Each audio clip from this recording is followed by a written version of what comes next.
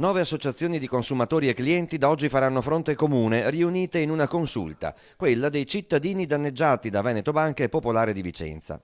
Lunedì 8 gennaio, primo faccia a faccia con il governo. Al sottosegretario all'economia Pierpaolo Baretta detteranno cosa dovranno contenere i decreti attuativi dell'emendamento che ha costituito dal 1 gennaio lo specifico fondo per la salvaguardia dei risparmiatori vittime dei 2 istituti di credito. La consulta ha già chiesto un incontro urgente anche ai vertici di Banca Intesa perché attivi subito il fondo welfare da 100 milioni per dare una risposta a chi si trova in grave difficoltà economica. Naturalmente i 100 milioni riguardano Banca Intesa e i 100 milioni riguardano il fondo, che è un'altra cosa. Noi, per quanto riguarda questi 100 milioni, vogliamo fare in maniera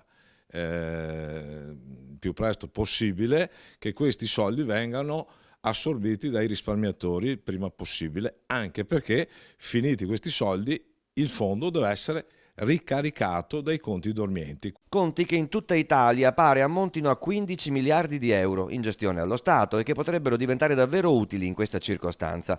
Ma la consulta delle associazioni non mira solo al ristoro economico dei danneggiati.